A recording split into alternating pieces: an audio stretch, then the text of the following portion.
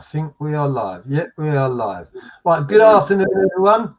I hope everyone's having a good afternoon. Welcome to my YouTube channel. Please don't forget even to share, give me a thumbs up and subscribe. Today, I must calm down a little bit. So I suffer with anxiety myself, man. And I don't know whether you get the funny feelings before you go on podcasts or before you go on interviews. Yeah, but, get a bit nervous. A little bit jittery, and where I talk a little bit fast, sometimes I trip myself up. So I've got to learn to slow down a little bit, you know. Yeah, mate. Yeah, that's just anyway, normal. It's normal. It's just nerves, isn't it, brother? It's fine, yeah. though, man. Anyway, guys. Innit? Yeah. So anyway, guys, I'm going to bring my second guest in, and his name's Anthony Roberts. He's a great friend of mine. We speak to each other all the time. He's doing amazing things in the community. You know, he's got his own YouTube channel. I'll put a link to his YouTube channel in the description of this video after, guys. And we'll bring Anthony in and let us know a little bit about his background and where he come from, and you know, a little bit about his story. So welcome to the channel, Anthony. And thanks for having me. Yeah, man. Well, my name's Anthony Roberts. I'm originally from northwest London, the Paddington area, the Edgware Road. Basically had a pretty shit childhood, a lot of trauma, a lot of abuse as a young person. Basically ended up going into the care system at a young age. Done about, I think it was about 12 years in the care system. See, the thing is, I was abused as a young kid, and then obviously I ended up my behavior fell off the rector. I literally went crazy as a young kid, and then I ended up going to these special institutes for like young little kids, mate. And I'd end up having madness there as well, getting restrained. And then obviously that behavior was repetitive, so I kept getting moved from this gaff to this gaff. And then I actually went into care when I was 6 years old, and that's not through that weren't through my mum's fault or nothing. That was through the social services. Absolutely fucking, they just fucked my mum over in a massive way. Do you know what I mean? And this is another reason why I'm doing a podcast today, because this is my way of explaining how the system works. So what they did to me was I experienced trauma as a young age. At a 3-year-old, my behavior changed straight away. I'd end up going to these special places, being restrained, being put in padded rooms. I remember a white padded room, being restrained in there by 4 men that pinned me down. And then obviously that went on for some years. And then at the age of 6, I ended up going into full care, and I went into a place called the Marbury Bush in Oxford, which was a fucking nut house, mate. It was in Stanlake, not too far from where I am now. That place was nuts, mate. I stayed there for 3 years. Lots of crazy behavior there, running away, mass runaways. I'd instigate, this is the mad thing, yeah, I would instigate all the kids. So what we'd do is we'd do mad runaways, bruv. So I would get all the kids and I'd be like, let's run home, let's go home, yeah. And then what we would do is we would just like, we'd get 20, 30 kids together, and then we would just be gone. So then you've got staff chasing us, but obviously sometimes we'd get away. So we'd be out in the fields in Oxford, climbing over fucking like all sorts of shit, getting up to madness, just running away from the care homes. You know what I mean? That sort of shit. And then we got older, got kicked out of there because when I was 9 years old, I stole their car in the middle of the night, took that for a joyride. Well, at this time when you were in these places, was you having any contact with your mum and your biological parents at this time? Yeah, well, basically what it was, my mum, she was at the visits. She came to see me. She used to be at all the meetings and stuff like that. But obviously social services had their fucking grasp hold of me then, you know what I mean? And this is the thing, what they do, yeah, is they divide and conquer is what I call it, yeah. Now they got me away from my mum. That was dividing us. And then they tried to turn me on my mum. Say that again, brother. So you've got 2 different types. You've got a residential care order. See, the thing is, yeah, I was actually placed in there, but I was taken off my mum. But my mum had some right over me. Now the thing is, what I've done recently, I've gone to Westminster Social Services, yeah, and I've got all my paperwork. So my paperwork will be with me by the 5th of next month, yeah. And they've said to me, I spoke to them and I said, why is it taking so long? Right. They said, your folder is extensive. She says you have 40 files, far exceeding 200 pages a file. And obviously, if you do the maths on that, it's around 8,000 pages. So that's a lot of pages of paperwork on myself. So obviously, I've never had access to this stuff before. I've got it in the post where it's coming to me soon. So I will have facts on everything, reasons why I went to care, what social services have on my mum, all of that stuff. You know what I mean? But I know my mum weren't to blame for any of this. You know what I mean? And the thing is, she done her best, mate. Honest to God, I can't. Like, she really did do her best, mate. And it's sad though, because, you know, like the system, what they do is they take the kids off of the parents. And obviously my mum she weren't like, you remember what it was back in the day? The old boys, they used to give their bird a slap and all that, innit? That's how it was, isn't it? You know what I mean? And that's, I know it's bad, innit? It's different now, obviously. Things have changed so much. Yeah, but back then it was like that, you know what I mean? So like, you see your mum getting beaten up by your stepdad and all that, it was normal, you know what I mean? So obviously she had to deal with that, and then she had to deal with the social services who were trying to break her family up and take her kids off her.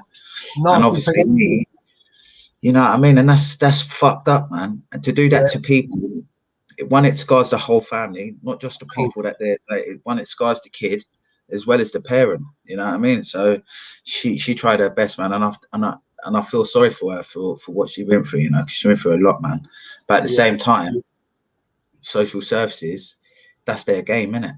You know what I mean? They take the kids, the family, they put them into the care home with me, like with what happened to me. As soon as I came into contact with social services, I started getting traumatized basically on a regular basis, because I'd be taken off my mum, put in these fucking places where they would restrain me, and then I end up going into care. I remember moved up to, I went to Oxford first, stole their car, got kicked out of there, ended up going to, and bear in mind, once you're in these boarding schools, like where I was, the Marby Bush, I'd be getting restrained on a regular basis. So you're talking multiple people pinning down a little kid, and this went on, mate. Honestly, this is no joke, innit? That went on from the age of 6 up until I was like, well, I was still getting pinned down when I was getting wrapped up by the govs in jail.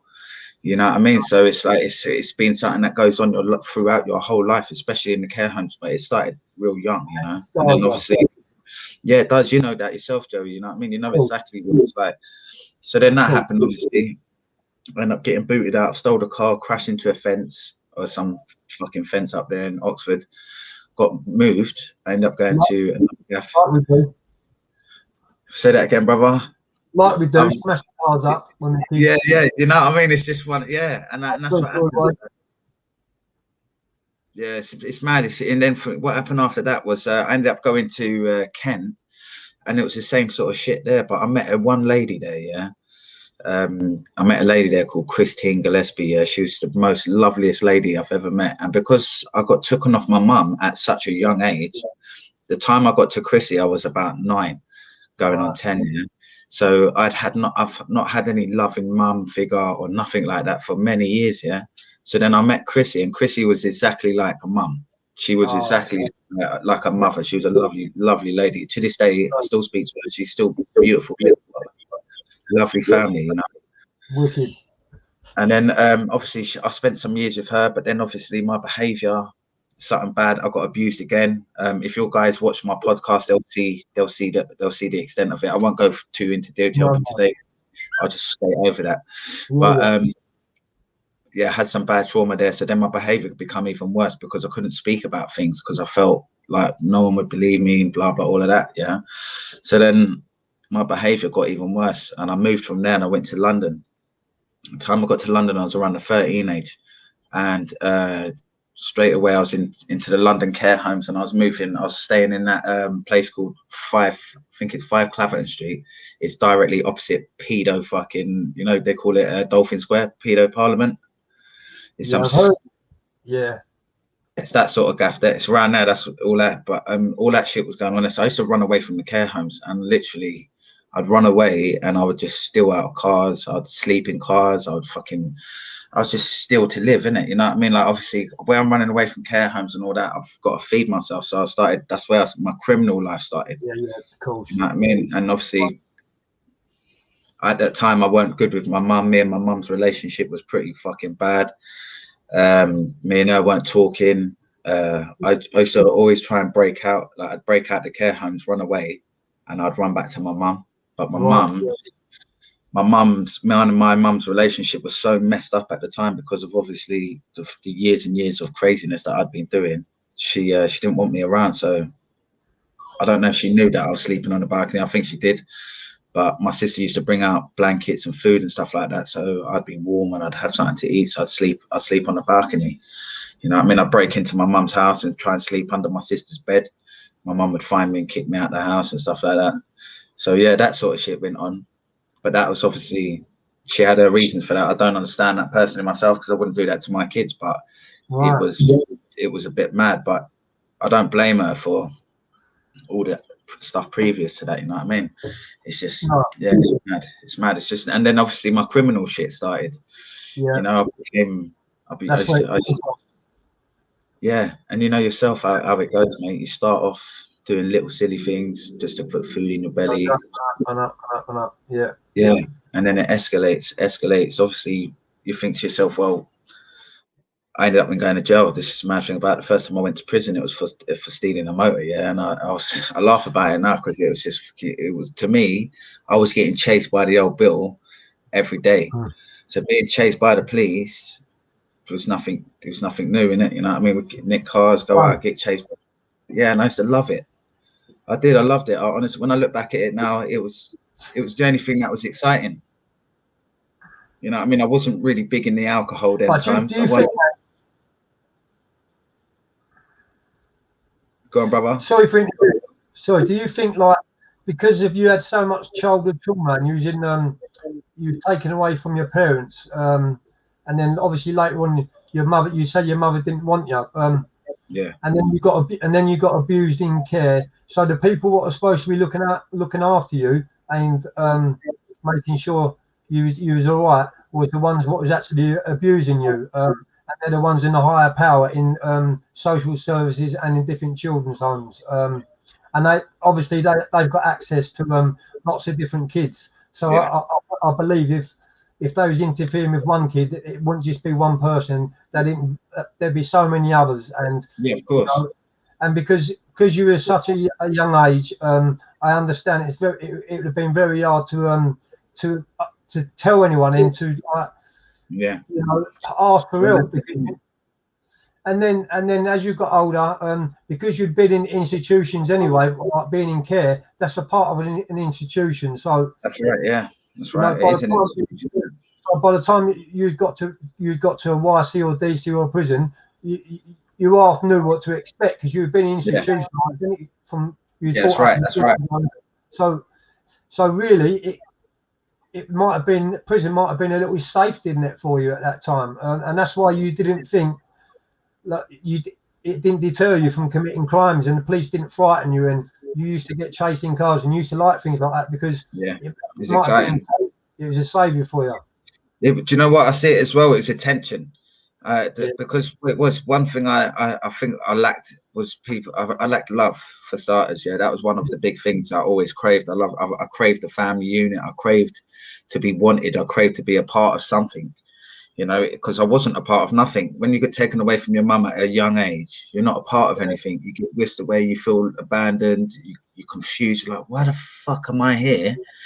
And my mum's with my brothers and sisters and all that. So, as a young age, that fucking really affects your brain, mate. And obviously that affects you later on in life. It affects relationships. You have problems trusting people over that. You know what I mean? And you have abandonment issues. Yeah. You know what I mean? Which these are things that are generally caused by people being taken away from their families. Now, don't get me wrong. If there's a genuine risk to a child, if a child is at risk, then 100% the social services need to get in there and remove that kid. As long as that kid is actually, like, with my interactions with the SS, I call them, the interactions with them have never been positive. You know what I mean? Like, even now, like when I come out of prison, this is no joke, innit? Yeah, I come out of jail, Joe, in 2015, and I met my missus, and I'd come out of jail. By then, I'd already made the change. Like I I had my victim impact statement, which made me change completely. The way I've viewed crime, the way I've everything about it, I completely just dropped it out altogether. I didn't want to be like this. I didn't want to hurt anyone anymore. Yeah. So that happened, and then I come out of jail in 2015 with a completely different attitude. I met my missus. I told the probation that I'd met this woman, and that I've known her for a while, and that me and her are going to start a relationship. Now, I went to jail for robbery. I've never in my life been nicked for anything other than money motivated crimes. I've been financially motivated, or stealing a car or something stupid like that, or fighting. It's like just dumb shit, yeah. Or it's been robberies, yeah. Now, I come out of jail, and I've disclosed this information about I'm seeing this woman, and I want to move in with her. And at the time, I was in a fucking Mappa hostel in Milton Keynes, yeah. And so probation have then told social services about me and her being together. Social, now bear in mind, this woman that I'm still with today, bear in mind, this is like 7 years later. They tried to treat her like she had done something wrong, and it was like she, and they're like, and then they turned around. This is no word of a lie, brother. Yeah, this is honest to God. The social services turned around to her and said to her, social services said that they didn't want me to be around the kids. I was like, why is that? And they said, oh, because you've been violent. I was like, mate, I've done a robbery. Like, I've never once fucking done anything like that. I'm not a fucking nonce, innit? And furthermore, you should be treating nonces like that. That's fair dues, yeah? Target them people all day, yeah? But I'd only been done for robbery, yeah? But with this is where they tried to fucking bring all their shit in. And they were saying, well, because I've got a fucking mad history, as in going back to my care history, they're saying I'm a danger to everybody, yeah? So anyway, my missus has turned around one day and she said to them, listen, well, my kids are going to my dad's for the weekend, their granddad, yeah? I want Anthony to stay with me. Social services said, nah, we don't want you to. Bear in mind, there's no kids in the house, yeah? This is no joke. There's no kids in the house, yeah? Right? And I want my first weekend with my partner. You know, when you're in a hostel, you have to do like weekends. It's a slow progression thing before you can actually move out. Yeah. So we've abided by all their rules. Yeah, and then social services now are saying, now the kids are not there, but we still don't want you to stay at the house. Now, my probation officer at the time was like, bruv, these lot are taking a piss. My mate, he's not my sorry, his name's Charlie, yeah. I won't say his second name, but a legend of a probation officer. And even he turned around to me, he said, these people are dogs. And that come from a probation officer, you know what I'm saying? So what the social service is trying to do is not allow or trying to get into way of a family unit, yeah. And this is the problem, my brother, yeah. Like, even though criminals have a past, yeah, like we've all got fucking past, we've all done fucking things that we're ashamed of, yeah. We're all not happy with certain things we've done, but yeah, if man ain't a fucking nonce or nothing like that, then why are they trying to not give man a bit of hope? Having a family, having a wife, having a kid, having that is normal, yeah. So if you give an ex-offender the chance to be normal and have the normal things like everybody wants, then life is going to be good for that person if they can get that. When the social services and all these departments put things in the way to stop that, and I'll get onto that now again. So that's one situation. They didn't even want me to go and stay with the missus yet, even though we had followed all their rules. The missus has said, all right, the kids are going to stay at the granddad's for the weekend. They still tried to not let me stay there, which my probation officer was having none of, yeah. So then this is another situation, yeah. We then go to one of these meetings, yeah, because now social services, yeah, are doing, now the thing is, social services is a voluntary thing, yeah. It's all done through voluntariness. They don't have no grasp over anyone unless you're a duty to your child, yeah. Now, this is what happened, yeah. So we were at the meeting, yeah, and I got arrested for a crime back in the day, yeah, and I was never convicted of this crime. This crime involved a firearm, and it was a bad crime, yeah. It was like a robbery, yeah. I never got convicted of it, yeah. I got questioned and no further action. Now, I've got out of prison. Bear in mind, I've been in jail for 4.5 years after my big conviction.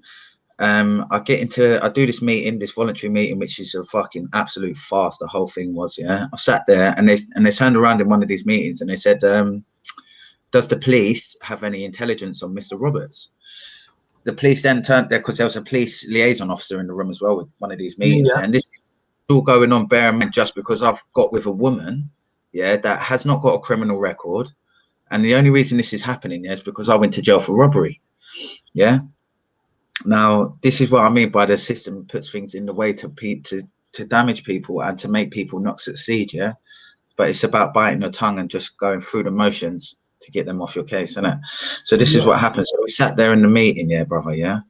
And the old Bill, the police liaison officers, then turned around and said, "Yes, Mr. Roberts was is believed to have done an armed robbery, carrying an offensive weapon. Some purpose people got tied up, that sort of shit." Yeah.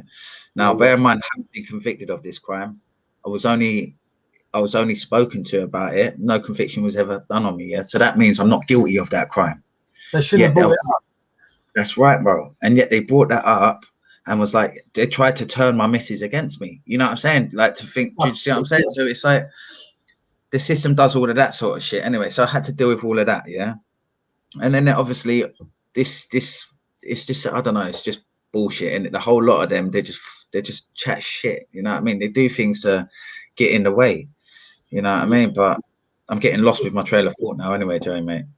No, you're doing so well, Anthony. It's you know, to unravel them and to bring these stories up of your past is not an easy thing for anyone to do, especially when it comes to being abused in care and things like that. And to be honest, that's what it is. It's a continuous abuse. And then it goes on today, bruv. Like the care homes today, like kids today are not being cared for properly. You know what I mean? Like, because they had control of you whilst you was in care, Anthony. Like when you left care and you met your new missus and you're still with today, thank God, you know, you've met a woman who you loved and you love each other. But they tried to ruin that relationship, and that was the last. That was the last little bit of control that they had over you. Yeah. It's all about control. Imagine this, yeah, Joey. This is how it was, yeah. I got taken away from my mum at a young age, yeah. Went through fucking hell, brother, yeah. Real shit I went through, yeah, as a young kid, all the way up from, it started at the age of 1, because my dad cut his throat when we were 1 years old. Me and my old man slit his throat and all that. And then obviously he's left. So it started then, yeah. So from the age of 1, just say, all the way up until I was, say, 13, being restrained on a regular basis, having madness, running away from care homes and all that. And then I get to London, yeah. I get to London, I start my career criminal-wise, yeah. So then obviously I get into the care, I get out of the care system. I'm at 16 years of age now, yeah. I get out of the care system and I have no clue how to pay bills. I don't know how to fucking go shopping. I don't know how to fucking put on a pair of socks, mate. This is how I joke. This is no joke of it. I can't read and write, yeah, because I've been a runaway most of my life. Yeah, I don't know how to fucking, I literally didn't know how to do anything, mate. And so, Anthony, we're jumping forward a little bit, but do you know, like when you actually left care, did they not put you into like a halfway house and get what happened? Yeah, I'll tell you what happened was they put me when I got out of Feltham. I went to prison when I was 16. I went to Feltham and for stealing a car. Oh, well, basically what it was, I nicked a car. My mate moved out to Essex, my friend Sam, and I went up to Essex to see her. But obviously I was in a stolen motor at the time. So I've gone driving through central London, and you know them, the Red Diplomat Protection Police. Well, they were driving a big red Vauxhall Omega back in the day, and they basically chased me through the heart of London, Paddington, fucking Oxford Street, Regent Street, Park Lane, the whole lot. I crashed into one police car outside Paddington Green Police Station, carried up the Edgware Road, end up going down Park Lane the wrong side, going up through Park Lane. Bear in mind, I was only 16 at this stage. First time I went to prison, crashed into, they've fucking put the stinger out, popped all my tires, and then I end up going to end up getting nicked. They boxed me in, nicked me, end up going to Feltham. First time I got 6 months. I think I got 10 months my first sentence, and I think I've done 6 months or something like that. And then I come out of jail, but I come out of jail and then it's straight into like a little hostel thing, like a little halfway house.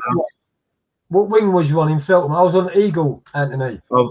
First, because I was only 16, I went to Bitten Wing first, And then I got moved to Curlew because I was on basic. I went to basic straight away, and then from there I went over to J Wing, and then from then I went to Huntercombe, and I was in Huntercombe for like 3 months or something like that. And I remember I was on Mountbatten B when I was in Huntercombe. Yeah, man. And then I got out of jail. This is the madness. I got out of prison, and straight back at it, back at to being criminal again, and I got nicked again for nicking another car. See, I was. You know, when I was young, I was just a reckless kid. I didn't think about consequences. I didn't think about the effect of crime on anyone. I just cared about doing what I wanted and getting away, getting money was all I wanted to do. And that's all I cared about, really. Didn't care about anything else other than cash. And then obviously I get nicked and I get bail. So I'm on the way to court one morning and I'm with my ex-partner at the time. And me and her are talking and I said it to her. I said, listen, if they try to remand me, I'm going to go mad, yeah? And I'm going to come running out of the courtroom. You'll see this, babe. Watch this, yeah? So me being a cocky little 16-year-old, I was like, right, little div, yeah? When I sit back, I think about it. Lively. Yeah, lively, like proper lively. And then anyway, I'll go into court. And I remember I was in Willesden Magistrates Court. And I was there now, and I'm laughing at the judges. Yeah, and I'm not seeing these people as any way of having authority over me or anything. Yeah. So anyway, I'm cracking up. Next thing they said to me, right, remand him, as in to me, into custody, and they remanded my friend Chris into local authority. Yeah. So obviously, I've jumped up, I've picked the chair up that I was sitting on. I've run at the jailer who was standing by the door, bust the chair straight off his forehead. Fucking, he's gone down. But I haven't knocked him out. Bear in mind, I'm only 16 years old at this stage. I haven't knocked him out completely. I've just dazed him. So he's gone down. I remember he's grabbed my bollocks. Yeah, this is no word of a lie. Yeah, I'm on top of him now. So what's happened is I've undone one door, gone through that door, and he's holding on to me. Yeah, through my grabbed me by my bollocks and my leg. Yeah, so I've dragged him through that door. Next thing, I'm undone the lock, and the only way I could get this guy off me. Yeah. This is no word of a lie. The only way I could get this geezer off me was put my thumb in his eye, yeah? So I poked him in the eye with the fucking thumb. I know it sounds terrible, man, but exactly how it was, yeah? He let go of me. Yeah, he's let go of me. I've opened the door and my missus was standing outside. I was like, I love you. And then he comes me. Crazy little kid. Yeah, I was like, I love you, babe. And that was it. Boom. I was gone. I got dragged back into the courtroom and they've got me wrapped up on the floor. You know, when they got your arm behind your back and all that. And they got me arms behind my back. And I've seen the man's arm. So I've just bit into it. And I remember I was like a wild dog, yeah. I was literally like a fucking madman, yeah. And I've gone made a growling noise and pulled my face away and I had a bit of his t-shirt in my mouth. I was proper like it's fucking nuts, mate. I shouldn't be laughing, but it's funny, mate. Do you know what? You know, when I sit back now and I think about it, I was like a mental kid. Yeah. So then I get a hiding for that. I flung down the stairs, thrown in the cell. I'm in the cell now. My solicitor comes down and she's like, what the fuck did you just do? She was like, why did you just do that? You've just got yourself years. And I was sitting, I was thinking, fuck. I didn't know. I just... At that time, you don't think about the consequences. That's right, mate. That's exactly right. So then next thing I've ended up getting this is no word of a lie, yeah. I was only in there for TDA. I would have probably got 4 months, yeah, no word of a lie, yeah, max. I've ended up getting nicked a week later for a section 18 with intent, another section 18 with intent, attempted escape from lawful custody. And that was it, yeah. And I was sitting there, I was thinking, fuck. And I said to my solicitor, because my original solicitor weren't allowed to represent me because she was in the courtroom, I've had to get some other solicitor. So he's represented me, and he's like, mate, you're going to get 5 years, 6 years. You probably get 7 years, actually. And I was sitting, I was thinking, fucking, I'm only 16 years old. I'm going to get 7 years. And then anyway, I get it all dropped down. I end up getting 10 years. I mean, 10 months, 10 months, 10 months. So 3 counts of 10 months, yeah, which all run together. So I was freaking happy as Larry with that. I got out of jail. I got out of jail when I was and that was it. Basically, just went into full-time crime. Whilst I was in prison at them ages, obviously, when you're in jail at them ages, you meet a lot of other criminals, didn't you? You know what I mean?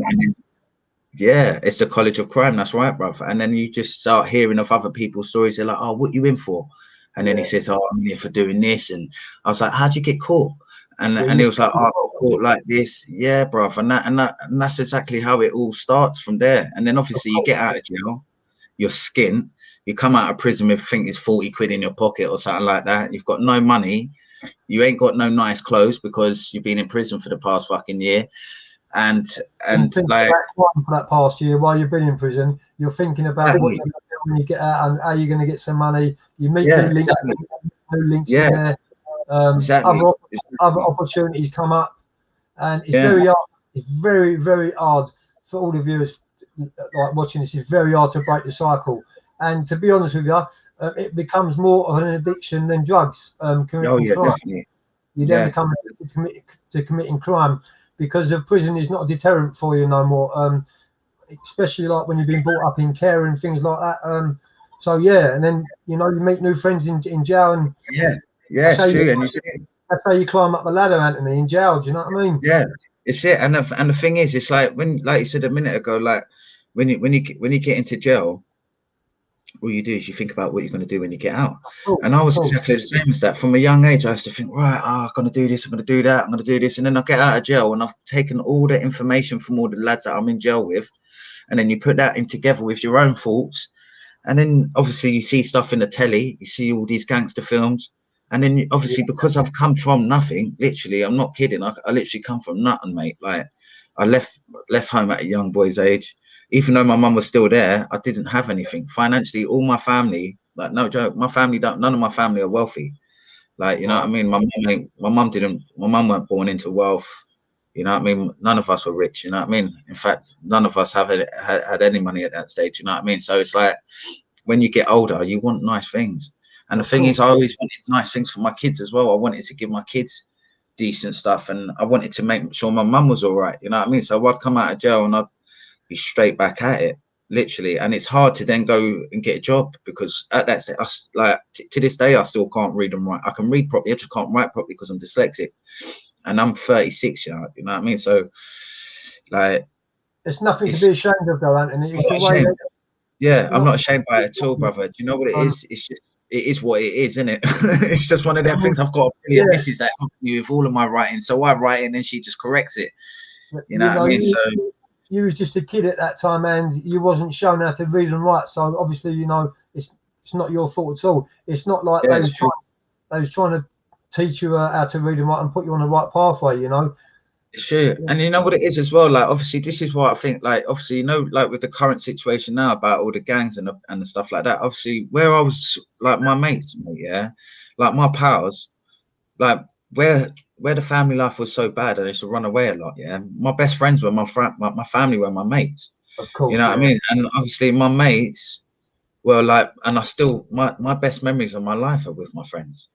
You know what I yeah, mean? I'm not saying all of my memories are crime, but and this is what I understand about the boys, the gangs, and all that on the street. There's nothing for them to do out there at the minute. You know what I mean? But yeah, it's mad. Like me and my pals and all that. It's like when I was running away from the care homes, like my mates would let me stay in their houses. I'd stay at their yeah. gas and all that. But obviously the police would go looking for me there as well. Do you know what I mean? And it was just it's repetitive. You know what I mean? But all of that shit. This is what I'm trying. You know, with the families of today, like this, the women splitting up and the husbands splitting up, and then you know what I mean. It's like if the families try and stay together, like then you're not going to have this next generation ain't going to be fucked up like our lot. You know what I mean? Because Yeah, everybody I know, all their dads have broke up with their missuses and all that. So it's like all my pals, they had the same sort of child as me. Our dads didn't care. I'm not saying all of them were like that, but I'm the you know, same. yeah, you know what I mean? And look at how our lives have been, bruv. You know, things if we can make the generation, that's why like what I'm trying to do now is obviously a lot better. I'll get into that a little bit later. But at the minute, it's like when I look at the world, you've got all the gangs at the minute running around the streets stabbing each other, yeah. Now I understand why the kids have got weapons on them. They've got weapons on them because they're scared of everyone else having weapons. It's common sense, isn't it? But like if I don't know. I'm getting carried away, mate. I'm getting carried away. No, I'm going on a different subject. you're not, Anthony. The thing is, when I first went to prison, it was a little bit different because you had a thing called detention centre. I was there, And yeah. Yeah. I felt them. yeah, DCs, and Mm. if you could get through detention centre, that really, you know, it helped you in later on in life on your career. Do you know what I mean? Because it was so hard in there, and we got physically abused by the officers and beat up on a regular basis every other day. So Yeah, yeah, I remember. vicious circle. I come I out of remember. Send, and then I went straight to Aldington, and I come out of Aldington and I went straight to Hasler. So I've done 3 DCs, and it was the same for me. It wasn't a deterrent for me, and Yeah, actually, it's the place where I felt really comfortable.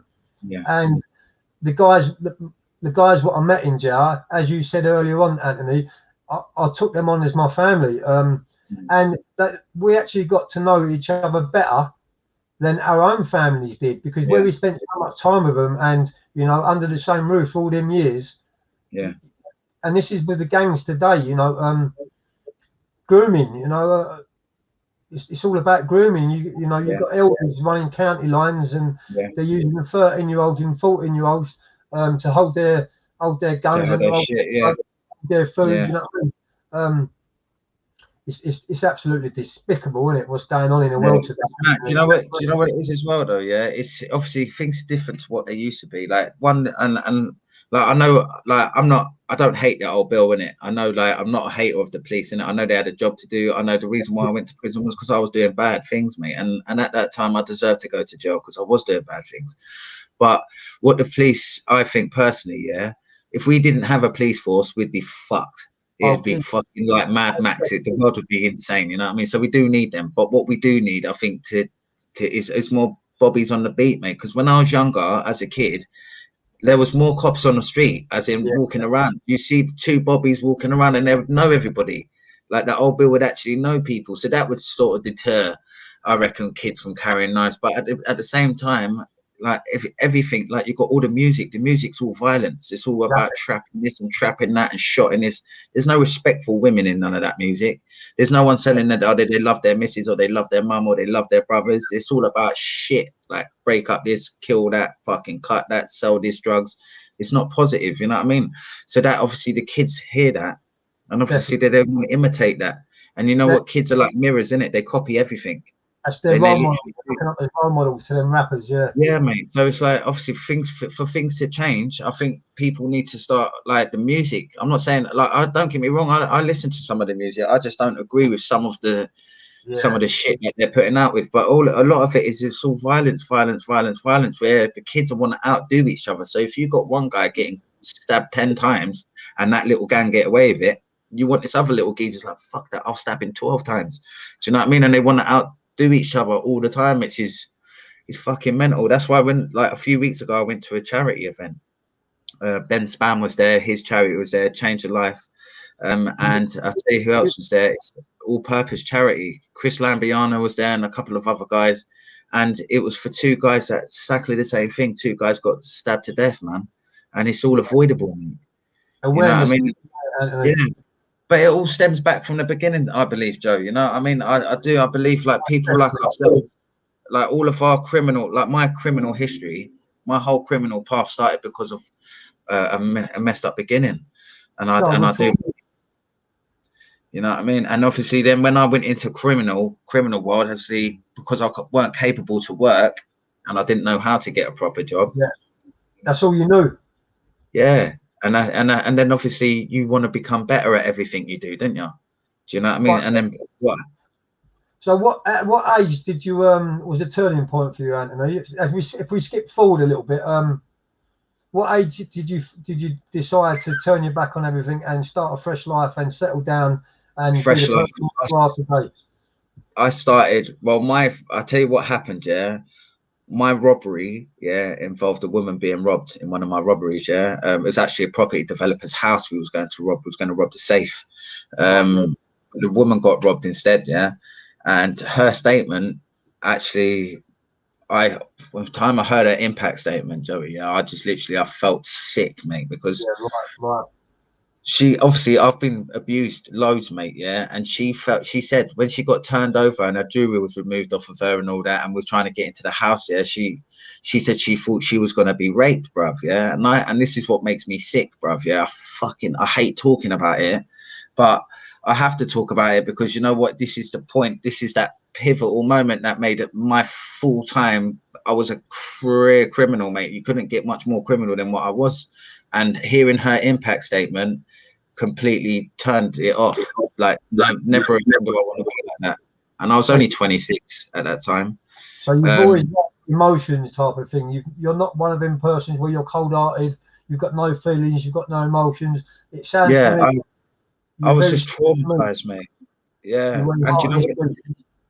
My heart was always good, and this is the thing. Like my friends and all that say it to me. They said, "Ant, mate, you're like you weren't a bad guy in it. Like you're not a bad bro in it. You did some bad things, but like the thing is, like I'd go out and rob whatever money, and I'd give most of it away, mate. Like I would. This is no joke. It's like I was trying to buy people's approval. I was trying to buy people's love. You know what I mean? I look back at it now, and I relate that to childhood trauma, being taken away from your mum, being taken away, being picked up and put somewhere else. It affects you, you know, and that is why I committed crime. Yeah, it's mentally. It's a mental thing, isn't it? It's actually a mental thing. And that's the thing at the minute, like, and I'm starting, and the thing is, because I'm training, this is mad, yeah. My journey's been insane, bruv, yeah. I'm now being trained by Karina Hutchaboot. I don't know if you've heard of her. I've heard her, yeah. Right, now Karina, she wants, I've started doing a bit of work with her, yeah. Now me and her, she's actually gonna train me to become a fully qualified therapist, brother, which, because of my childhood, it's banging, mate. And obviously it's a transformation, and this is what I mean, like we all have a journey to lead, innit? You know, we all go through shit in our lives. And then there's certain times in our life that things can change for us. We can all go in directions.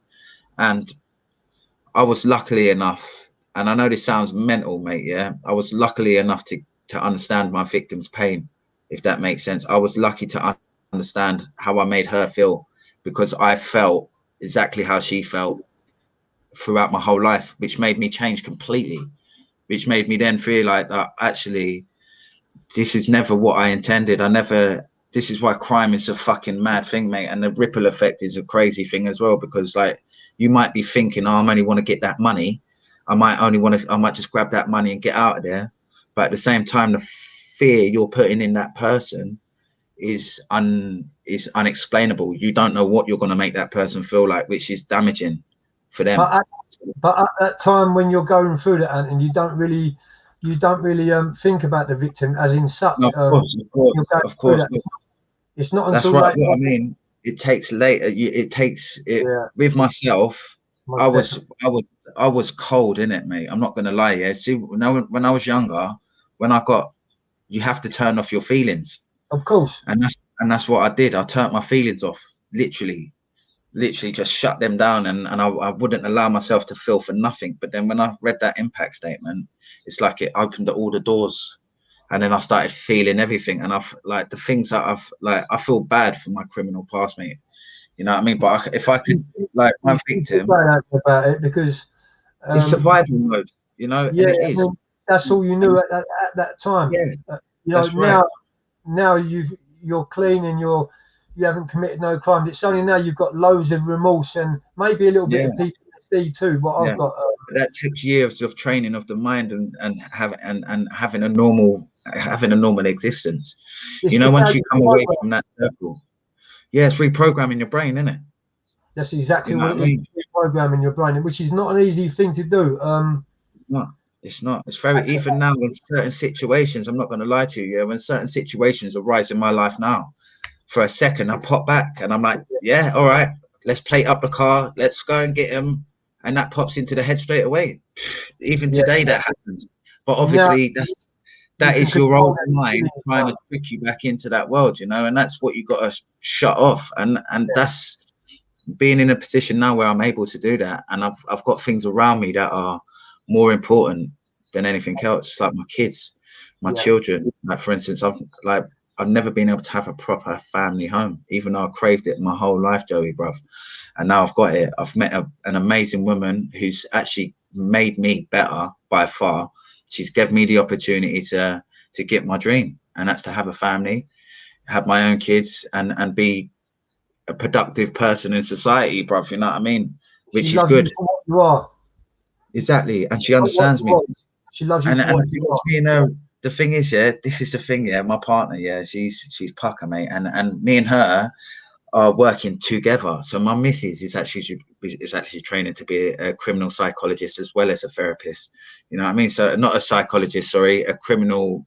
What the fuck? Psychology, Yeah, it's one criminology, of them. Criminology or something like that, which she's doing as criminology. well, which is yeah, and then she's working with Corinne as well, which is even better, you know. So So you're bouncing off each other. Then yeah, and you're yeah, feeding and, each other positive well, vibes. that's it. And Not the aim negative we're going, stuff, all positive.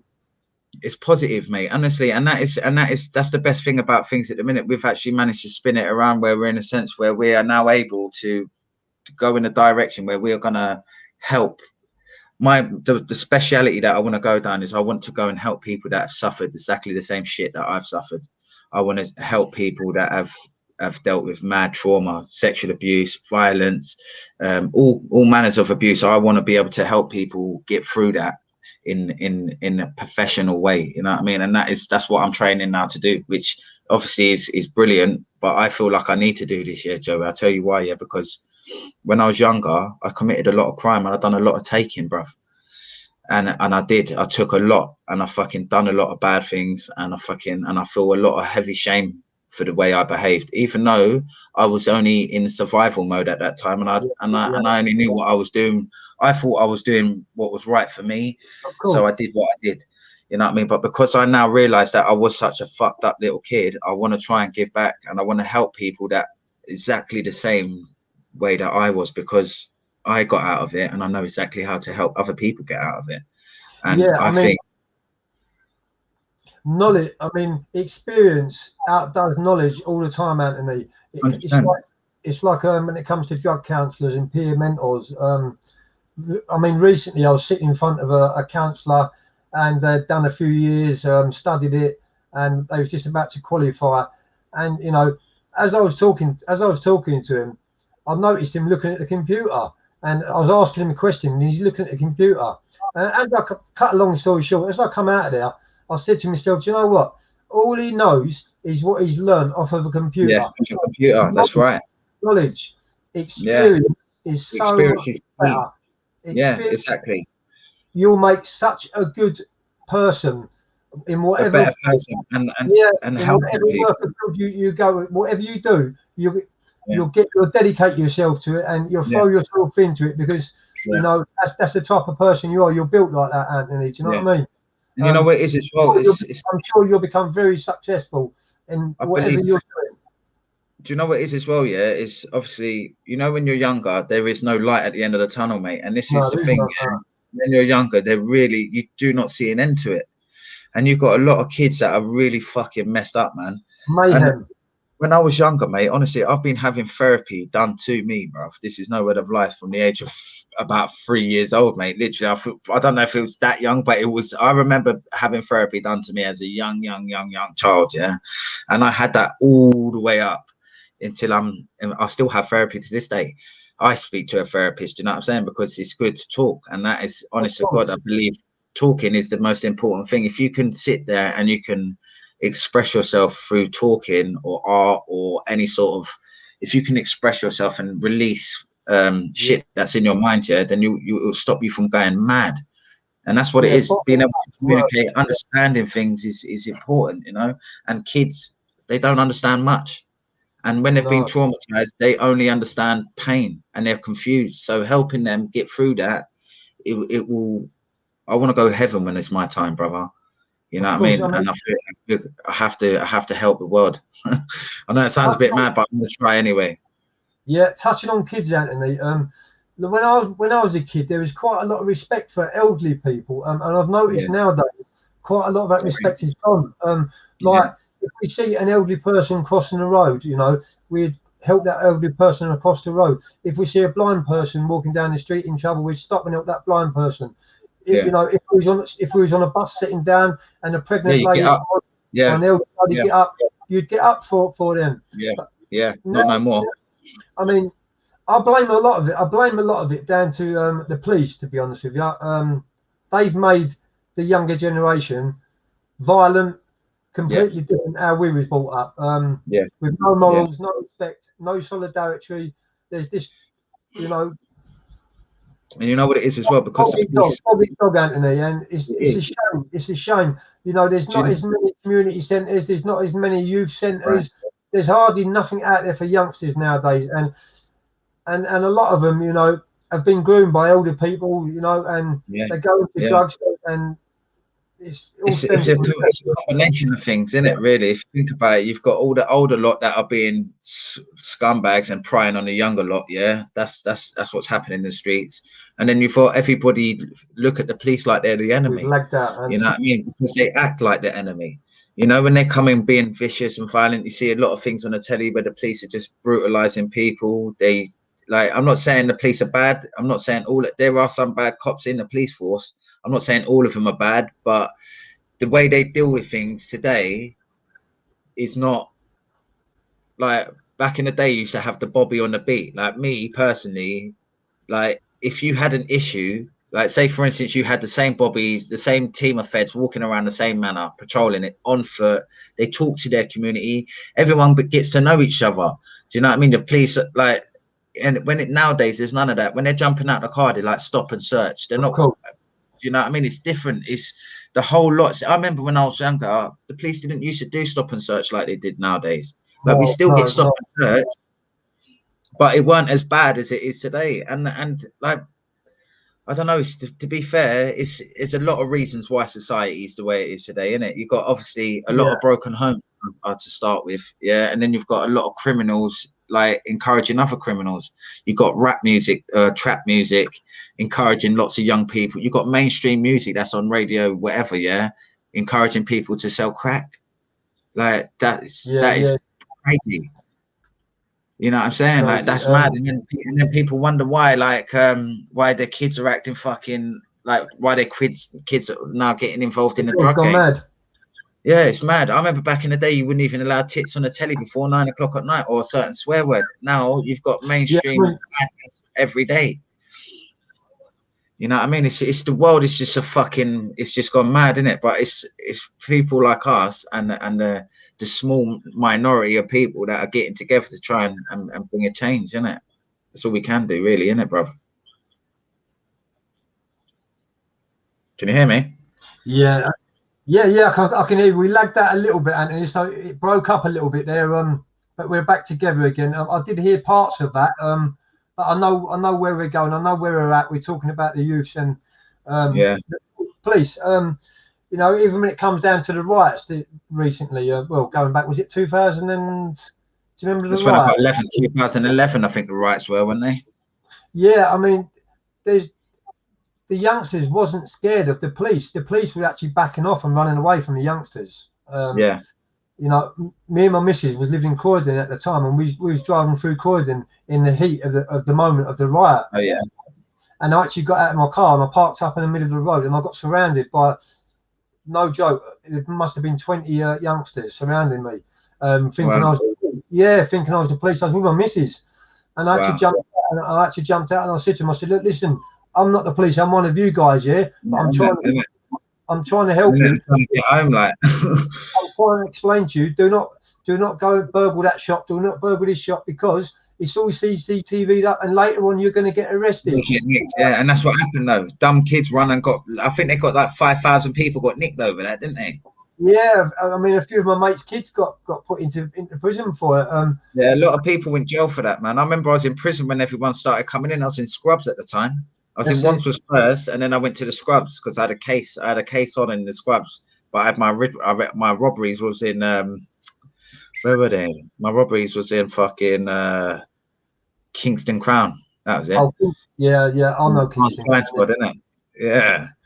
There's a judge there. Do you remember a judge there? And if you go in front of this judge for burglary, he gives like 10. He gives 10 years upwards. I forget his name, but apparently his house got burgled, and the burglar shit on his bed. Wow. So, DNA, yeah. innit? So yes, well, no. Every time anyone goes up in front of him now for a burglary, because of like his house got burgled, he smashes them. Yeah, I think he's retired now, but wow. Yeah. Horror stories, man. Just don't get nicked, innit? Don't do it. That's why. Do you know what it was? Yeah, I'll be honest with you. Yeah, I remember this feeling. Yeah, I remember when I was being sentenced. Yeah, I was in court, this is when we got nicked. Yeah, when I got nicked for because what happened was this. I'll explain it to you. When I was with my mate Nick, yeah, who's still in prison, by the way, not for the same crime that we actually did together, but something similar. Yeah, what happened was me and Nick decided to rob bank. Yeah, that's what we wanted. We wanted to rob a bank. We wanted to be famous. Yeah, this is no joke here. We wanted to hit the papers, and we wanted to be.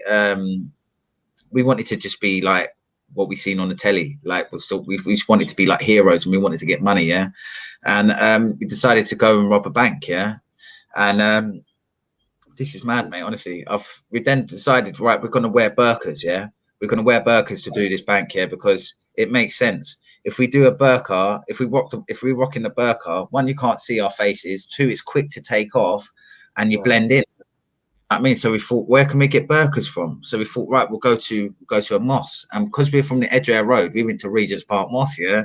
Now I laugh about this, yeah, because I do see the funny side of everything. Yeah.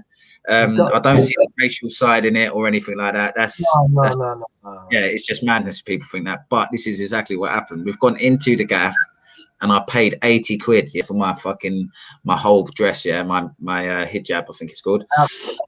Yeah. So me and my pal Nick's bought one and I bought one. So we're in there and we're trying them on to see if they fit us and all that, and the head veils and all that. So we put them on, and next thing, Nick's like, "Do you want to wear them out?" So come on, we'll just wear them now. So I was like, "Really?" I was like, "Really?" And he's like, "Yeah, come, it'll be fun, innit?" Because obviously we're just, you know, when you're young, it's for fun, yeah. Fun thing, it's exciting, and that's we're not thinking of anything. We're not thinking of consequences. We're not thinking of anything other than this is hilarious. Yeah, that's what we're thinking. Yeah. So anyway, we're leaving the gaff now. Yeah, we leave Regent's Park Mosque, and I'm walking out the main door. Yeah, and Nick's big. Yeah, Nick is like 6 foot something. Yeah, but he's a big lad. Yeah, he's big. Like, yeah, he's a big boy, isn't it? Yeah. So then anyway, we've walked out, and I'm shorter than him. I'm about 5'9", yeah, but I'm stocky built, but he looks bigger than me. So the first thing the geezer is going to go for is the smaller guy, isn't it? That's right, yeah. So he comes from me, yeah. Yeah. So I've got him, and I've fucking dropped him, flung him down now, and I've run off, yeah. But as I've come running out of the mosque now, yeah, the guy, security, is on the floor, and he's shouting at the top of his voice, "Stop them!" Like shouting out loads of shit, yeah. So then there's a whole crowd of people outside the mosque, mate. I'm not kidding. There must have been at least 200 people out there. There was lots and lots of people. So next thing, me and Nick are running. Nick's gone that way. My car's directly across the road. I've got all these geezers chasing me now, yeah. So they're all chasing me. I've gone across the road through the traffic, like jumping over bonnets and all that shit. Got into my car, locked the doors behind me, like literally locked, because the lock thing was on the door. I've quickly locked the door, and obviously, you know, where your adrenaline is rushing. I was shitting it. I knew these people were going to kill me if they get hold of me. I've just come running out of Regent's Park Mosque in a burqa. Security's on his ass. It's bad things are going to happen, yeah. So anyway, I've jumped in the car and I've tore off out of there. Got people fucking flying over the car and all that. It's mental, yeah. So then I get back to Lisson Green Estate, yeah. Pick up my mate Nick. And we go down to Kilburn Road. We know the van's going to be there roughly a certain time, so we go there. The van's pulling up. We've gone in there, and the thing is, I had my whole shit on. I had the whole fucking veil on. Nick had the whole veil on, and this is the maddest thing about it. We've parked the car up on the corner beside the bank here. Walked into the bank while the geezer's doing his runs back and forth, and there was 2 Muslim women in front of us, fully burqa'd out already. They was already wearing burqas, yeah. So it was like. I laugh at it, mate, because you know what, yeah, it's just I don't know, it's just one of them moments in your life, isn't it? You know, when you look back of it, it was like meant to be. Like that. You couldn't write it. Yeah, you couldn't write it, honestly, yeah. So that's happened now, yeah. We're in there, and this chick, she's obviously clocked me and Nick, yeah, dressed in the same clothes as her, yeah. So she's gone out, phoned her husband. This is what she said in the papers, yeah, in her statement. She's phoned her husband and was like, "Babes, are they supposed to wear the same clothes as us?" And he's like, "Oh, don't worry about it. Don't worry about it." So she's gone back into the bank with her sister or whoever she was with. And I'm there now, yeah. And we're behind them 2, yeah. So you got the guy doing his runs back and forth. And he spotted us 2, yeah. And in his statement, he turned around and he said, "I just thought they were real ugly chicks, yeah." As in me and my mate, yeah. So I was like, I didn't realize all of this until I got the paperwork, obviously. But then, anyway, the geezer's there, and obviously he's putting the money in the chute, isn't he? Yeah. But obviously he's got to open the box first. So he's opened the box and I've grabbed him and I didn't hurt him or nothing. I just grabbed him and threw him across the bank. Yeah. My mate grabbed the money and we run off. We get in the car, we go away, we get away from there. Five minutes, it's over. You know yourself how that goes, yeah. In and out, So, in and out.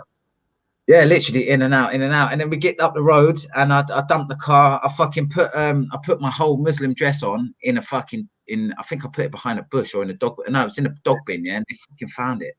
The police have found the car, searched the whole area, looked in the dog bin, and found my freaking dress, yeah. So obviously they got the DNA off of my veil because my spit and saliva and talking and whatnot, and then they had a picture of me walking into the mosque. Picture of me and Nick, so we are fucking doomed anyway, yeah. So we get Nick for that, but this is the mad thing about it, yeah. We go on a run, yeah. Obviously, the police have gone to my house, yeah. So my missus just phoned me and said, "Look, babe, burglary squad have been to the house." And I said, "Listen, yeah, there's no way in a million years, yeah, that burglary squad are gonna come and give you a card and tell me, yeah, you need to hand yourself in and come talk to us. It won't work like that." I said, "That's robbery squad seeing if I'm in the building or something like that, looking around, yeah." So now, obviously, I know I'm fully wanted. I've said to my mate Nick, I said, "Nick, we're wanted. Do not be on foot at all. Make sure you're on a moped, in a car, or on a bike or something, but make sure you're not walking down any pavements in the manner, yeah." And he's like, "No, they ain't been to my house yet, and they ain't been to my house." The next thing, Nick's been nicked. Bang! I get a fucking phone call saying, "Oh, Nick's just had a mental police chase on foot in the Edgware Road. He's been nicked." Anyway, he's been nicked. He's managed. This is the maddest thing about it, yeah. He's been nicked. So I've linked up with a couple of my friends, and that was it. I flew out to Cyprus the next day, bruv. Like, and this is the joke of it, yeah. I got to Heathrow, and it was Heathrow, yeah. I got to Heathrow Airport, and I got there, and mate, I remember the fucking old Bill was walking around with all the dogs and all that. I was thinking, I'm gonna get fucking birded off here. Like, I'm wanted for, I think it was 2 or 3 banks at this stage, yeah. And I'm thinking I'm fucked. That's exactly what I'm thinking. I'm thinking I'm fucking totally fucked, mate. Gone, innit? So anyway, I managed to get through customs and all that. I've get the bird my boarding pass and my passport, but I'm literally shitting my pants. I'm off my nut as well, yeah. Fucking, I've given them my pass. I've just walked off. So here's my documents and kept it moving. Let's go. You know what I mean? I'm on the plane. Next thing, this bird's come. She's got 2 geezers behind her, and she's gone, "Are you Mr. Roberts?" And I've looked at her, and I was thinking, "Oh, it's over, innit? It's over." She's gone, "No, here's your boarding pass, your passport." I was like, "Fuck." So then I get out of the country. I end up getting to Cyprus, and I had a lovely little holiday out there. But you know what? I miss my missus, man. I miss my bird so much, mate. I spent most of the time on the phone to her, and I couldn't even enjoy the holiday, even though I was having it was a fucking nice holiday. I was out with my friends. I'd never been on holiday before. It's the first time I'd ever left the country. And the first time too. Yeah. So that's why you was missing her, because that was at that time, that was the first time you actually probably ever felt love in your life. And that's what it was. I fucking missed her, mate, honestly. And I come back. I lasted out there a few weeks, yeah, and I come back. And I thought, I just thought I can't run no more, you know what I mean? And I came home, and I was sat there one night, and I just knew, I don't know what it was. I couldn't sleep that night. I remember it was the 19th of October, 2006, yeah. And I literally, you just got a weird feeling, and I just knew. I said it to my missus. I said I couldn't sleep, and I remember I was smoking hash them times, yeah. And I fucking could not sleep, man. And I was like, I was looking out the window and all that, and I was thinking, something's not right, man. Yeah, you've got to get out of here, man. You've got to go. And then I end up, I fell asleep. I literally fell asleep. It was about 5 o'clock, and the door come off at freaking about 5:15. I just remember hearing one loud bang. They must have used explosives on the door or something, because when I come out, when they took me out of my house, my whole fucking front door was in pieces, mate. Literally, I'm not even kidding. The whole door. Yeah, and they come and they got me. Yeah, they come and got us, and then I got carted off to jail. Went for them banks there, and and then I got out. See, I was lucky because I got 3 years to run concurrent and 1 left on file. Yeah, so that's happened. I got out. I think I got out 18 months later, and literally I was only out of jail for 7 weeks, bruv. So I've come out of jail, This is when I was still at it. That didn't deter me. I still thought in my head that I had the one. I still got another strike. That's what I was thinking. I was thinking, I said, I'm all right. I'm all right. I can still get a big one. I'm okay. Yeah. This is how I was thinking back then. Yeah. I was thinking, like, yeah, I've got 3 years, 3 years. I got the robberies dropped to theft. Yeah.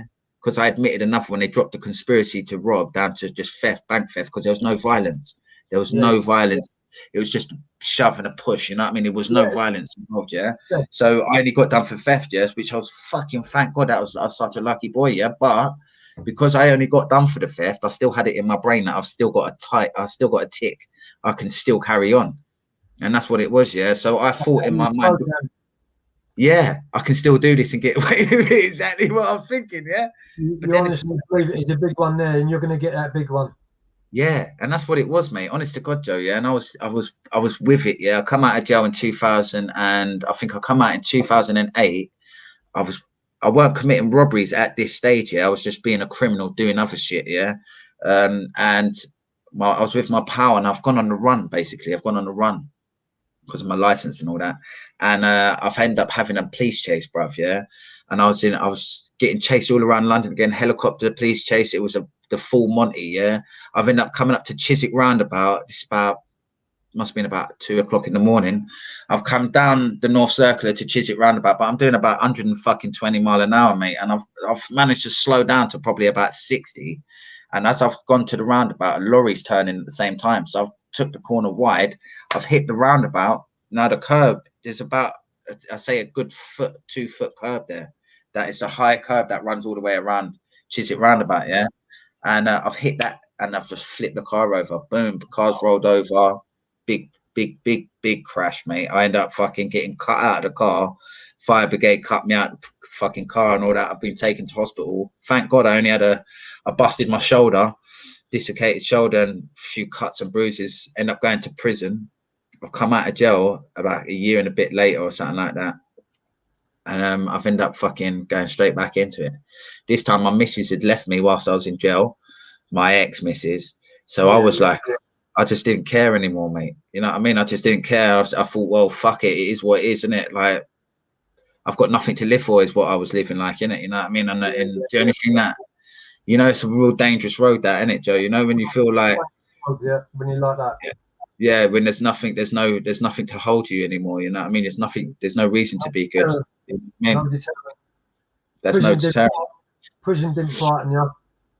If anything, prison only made me hate the world that little bit more. Every time I went in there, I hated them a little bit more because I'd have altercations with govs. I'd end up having fights with inmates, and I just became more harder, more colder, and that's how I was. And that's through the system from a young age. All of that pain, all of that, it just makes you cold, and it makes you hard. It makes you horrible. It makes you hate people. Makes you not trust me. Heartless. It does, mate. Honestly. So then, obviously, I've come out of prison.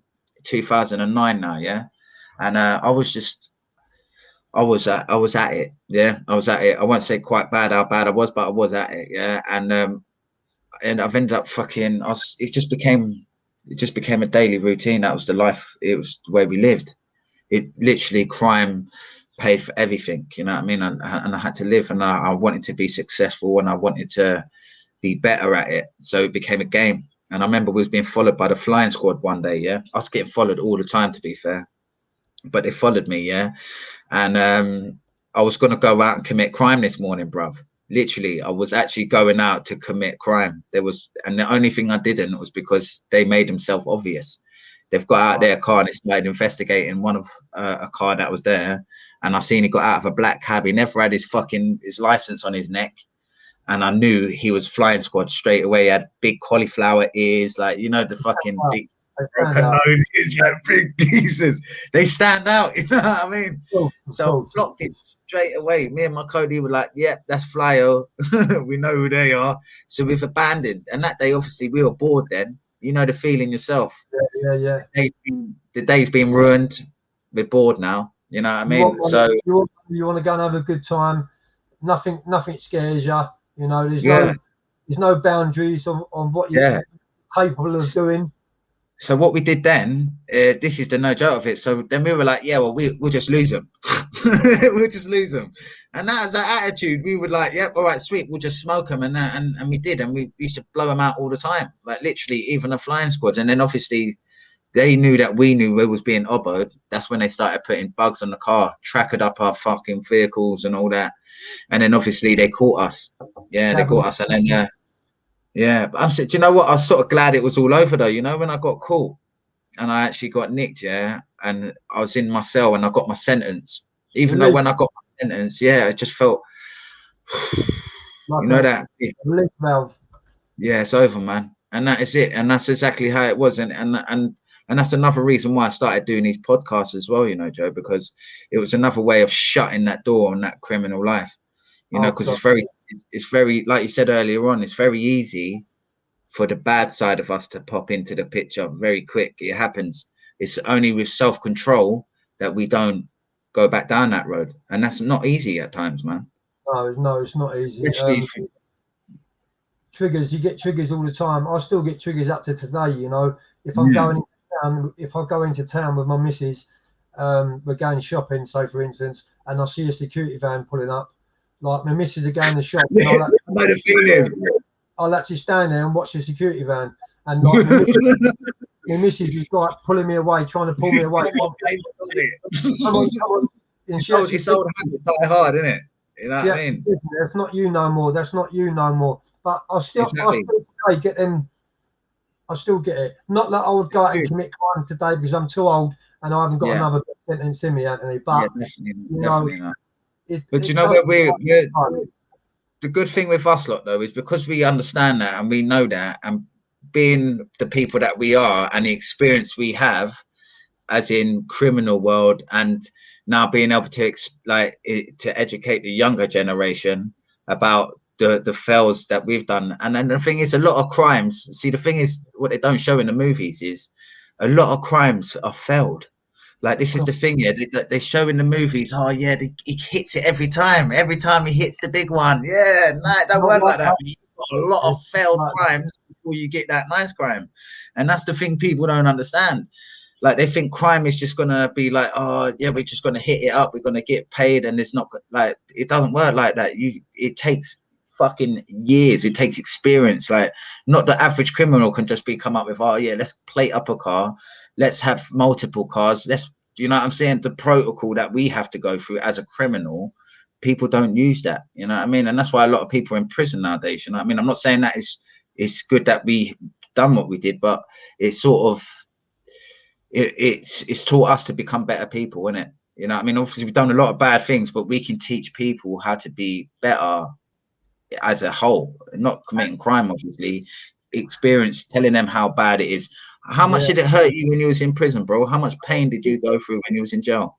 You know, it's not glamorous. What the kids think today is committing crime is glamorous, and like you have gold, you have nice cars, you have nice women, you have nice this and nice that. But you know, it all comes to an end, and it all comes to tears in the end. Because you lose more, didn't you? You might not get caught today, and you might get away with a few jobs, but in the end, it catches up with you. And when you get these big, humongous sentences, like I got 12 years, and that big sentence, stuff like that. That sentence was designed to take me down, you know. And I went through so much on that sentence, you know, going from jail to jail, and I wasn't the one to settle down and quieten down. I was a live wire in there, so and I was being used by the officers as bait, really. They was giving me a hit list. They was giving me a hit list. They was telling me all the paedophiles were on the wing. Yeah, same. Exactly. It was in most, like the long termers, Whitemore, Belmarsh. I was in Belmarsh in 1999 when Harold Shipman come in. He was in there. Charlie Cray was in there.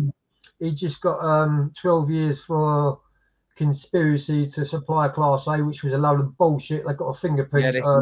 It's because he was the Cray's brothers, mate. That's why, isn't it? David Fraser, Frankie Fraser's brother, was on there. Charlie, there was so much. But, you know, where I was young in there, Anthony, and I went in there as an escapee because I jumped the dock in London Crown Court, and I actually got out and escaped. So brilliant. you know, I went in there and I was only 28, and these was all in their, like, their 50s and their 60s. So they was using it. I was being used even in jail as, like, you know, he's Yeah, game, they're violent ones. he's staunch. You know, you can give him this piece of graft, and you know he's going to do it. Yeah, I, I went through so much in jail, and it wasn't until I got to the age of 42 on my last sentence I got recalled on 12 years, and I got another 3 years on top, and I was due out in 2010, and that was the last time. Yeah, that was the last time I've committed any crimes or took any drugs and got clean since 2010. But it's a long time, bruv, man. It's yeah, a long time. I got to the stage, and you know, I checked myself, and I looked in the mirror at myself, and I had a good chat with myself, and I said, look, listen, if you carry on with the way you're carrying on, it's inevitable you're going to get a life sentence, you know, Yeah, or yeah, you can stop it now and put it all to bed and change your life. yeah, And when I come out of jail, and you know, I had many triggers, you know, because you know yeah, yourself, when you come out on the big sentences, you get all your old mates coming back round to you, thinking you're still the same person what you was yeah, before you went away. yeah, man. And the opportunities what I got was unbelievable. But as luck had it, I met my missus on with today, Sam, very much like you, and I fell in love. And I put Fixed my everything I put my missus in front of of all their, everybody else. yeah, and I call them Yeah, idiots now. They just did it. They ain't mates, you know.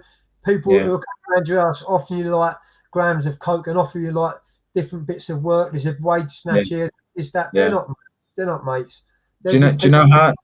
Do you know how I see it? Yeah, Joe. Because I remember when I was younger. Yeah, you see when your mates are offering you a bit of graft. Yeah, like the way I used to see it. Now I'd see it as they're trying to obviously help me. Yeah, and I would see it as they're obviously trying to put a bit of money in my pocket. But then if I flip it around the other way and I think, well, obviously my mates are offering me a bit of graft because they know that man's about it and we'll get that graft done. So they're going to profit it as well. You know what I'm saying?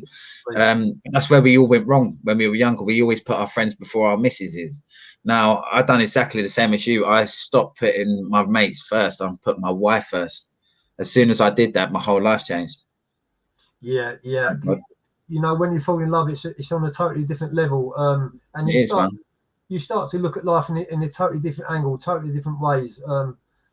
Like years ago, I wouldn't stop and think. I'll just act and do whatever. But now, Yeah, everything in life, what I do now, Anthony, I'll stop and I think, and yeah, I look at the big yeah, picture. But yeah. you know, when it comes to the younger generation, there's not a lot of help out there for young generations now. It's mad. That's why. To be fair, it's really good that when I was at this charity last week, yeah, Joey, yeah, there was a lot of young guys there, young kids of the age that are carrying weapons nowadays, and they were there. They were there mourning their friend that had passed away, and they were there celebrating his life as well. But obviously, it is getting out there. The more work we do, the more like. I don't know if you've been in contact with a guy called is it Safeguarding Life? I don't know if you've been heard of him. He's a Chinese fella. I've heard of He's safeguarding in life. Yeah, I've heard of yeah, that. he's one of the guys that I've been talking to on there, and like he's got some great ideas about obviously helping people and trying to get our message out there. And obviously, there's so many other people. Chris Lampiano, who you know yourself, he's doing exactly the same thing, speaking and trying to encourage everybody, and it's just getting it out there more. If we can get more of people like ourselves that can actually, because these young kids are only going to look up to us, lot Of like course, bank robbers, yeah, yeah. role models. Look at, yeah, do you know? I know a lot of it nowadays is there's a lot of importers and drug dealers and big trappers and all that. I know the gang, and that's what they look up to and that's what they strive to be. But the more people that listen to the way we've handled things, it's only going to benefit them, mate. Because if they're not carrying a weapon, that means they're going to save lives. They're not going to end up stabbing anyone. They're not going to end up getting their fucking own life taken, or end up getting 20 years and putting slammed up in a jail cell for the next for fucking couple of decades. You know what I mean? So it's This is the important that we, this is the frightening thing about it, Anthony, because they're so young. I mean, if you think about what you went through and what I went through, prison yeah, wasn't a deterrent. So the way that it won't, the way they're looking at it now, you know, if they yeah, get 10 years for doing this or they get 10 years for doing that, it don't make yeah, no difference. And yeah, all you're gonna do is gain a bigger reputation, get more friends, get yeah, more opportunities. Um, we need more people like us to be spreading the word about, you know, of awareness. definitely. and think there's not enough of us about, Anthony, to be honest with you. So It's true, mate. It's true, and you know what it is. But time, the more we do this, there's loads of us doing this now. You've got Terry Ellis doing it. He's doing loads of things down there, your neck of the woods. You know what I mean? Like you've got loads. There's so many people doing it. You know, you've got freaking Ben Spann and his group, who's just fucking doing lots of stuff. You've got John Wedgner out there doing loads of stuff. You've got freaking Karina Hutchabot doing loads of stuff. You know what I mean? And it's like Rome weren't built in a week. You know what I mean? Everything yeah, takes time. So cool. it is going to happen. It's just a matter of time, you know what I mean? And the more we do what we're doing, yeah, and you know what it is like. I think I don't know. It's mad. My personal journey, yeah, the way I see things, yeah, it's I'm quite black and white. I see it. If it's not working, I fuck it off and I start the next thing. You know what I mean? And but this here is not. This here is a long game, you know what I mean? You got to play this one out. It's like if trying to change people's perspective on things is important, mate. And the thing is as well, getting like I want our society to look at our criminals in a different way, because a lot of our criminals that are in the prison system right now are suffering major trauma, and hence they go out and commit crime, go out and take drugs, become alcoholics. You know what I mean? And this is important, like understanding criminals and putting more money into educating criminals and rehabilitating criminals is important, because bro, you know yourself, you spent loads of time in jail. The resettlement is a fucking joke. The thing is, that another thing what people got to realise is every time someone goes to jail, the government get paid an X amount of money to keep you in that jail. Yeah, that's why the system, Joey, this is exactly what I mean, brother. This system is made to it's a great, if you think of it in business terms, yeah, their business model is perfect. Yeah, it's a self-sustaining business. Yeah, you get the kids when they're real young. Yeah, you take them off their family, you fuck that kid up. I'm not saying they do this, but this is what happened to me. Yeah, this kid comes out of the care system 10 to 15 years later, totally dysfunctional, doesn't know how to read and write, doesn't know how to pay bills, doesn't know how to fucking do anything. So he then turns to crime, which will happen. He will then go into the prison system, which is a part of the care system. It's just for bigger people and more cages. So then that kid then goes into the system. When he comes out of the prison system, he has sex with birds, yeah, has babies. The kids end up in the care system, and it's a big revolving circle, bruv, and it just turns itself. It is exactly, and that is what it is. It is a fucking money machine. And I say social services is a business, and their business is kids, mate. And that is exactly how I see it. It goes from the kids' homes to the fucking prisons to the mental establishment. It goes all the way through the board. Do you know what I mean? And I believe that. And I generally, there's so much money in the childcare. There's so much money in the prison system, in the mental health facilities. And the amount of abuse that has happened in these establishments is fucking insane, bro. This is no joke, yeah, Joey. I'll tell you a story. Yeah, I was 16 years old, yeah. Bear in mind, yeah, I'd already had a whole 13 years then, yeah, or 14, 15 years of utter chaos, yeah.